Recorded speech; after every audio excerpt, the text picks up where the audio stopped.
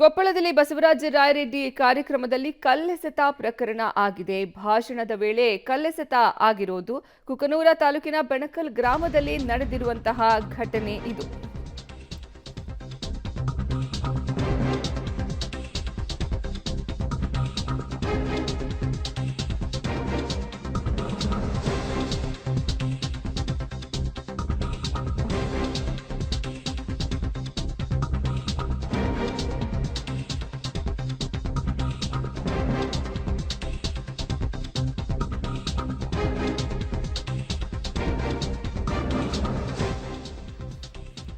ಕೊಪ್ಪಳದಲ್ಲಿ ಆಗಿರುವಂತಹ ಘಟನೆ ಇದು. ಜನಸಂಪರ್ಕ ಕಾರ್ಯಕ್ರಮ ನಡೀತಾ ಇರುತ್ತೆ. ಈ ಭಾಷಣದ ವೇಳೆ ಕಲ್ಲೆಸೆತ ಆಗಿದೆ. ರಾಯರೆಡ್ಡಿ ಭಾಷಣ ಮಾಡುವಾಗ ಮುಂದೆ ಬಿದ್ದಂತಹ ಕಲ್ಲು. ಈ ವೇಳೆ ಸ್ವಲ್ಪ ಗಾಬರಿಯಾದರೂ ಸಿಎಂ ಆರ್ಥಿಕ ಸಲಹೆಗಾರ ರಾಯರೆಡ್ಡಿ ಪರಿಶೀಲನೆ ವೇಳೆ ಮಾನಸಿಕ ಅಸ್ವಸ್ಥ, ಕಲ್ಲು ತೂರಿದ್ದಾಗಿ ಮಾಹಿತಿ ತಿಳಿದು ಬಂದಿದೆ.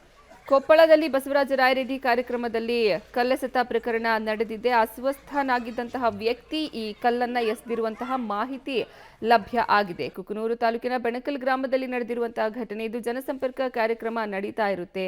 ಈ ವೇಳೆ ಸಿಎಂ ಆರ್ಥಿಕ ಸಲಹೆಗಾರ ಬಸವರಾಜ ರಾಯರೆಡ್ಡಿ ಅವರು ಭಾಷಣ ಮಾಡ್ತಾ ಇರ್ತಾರೆ.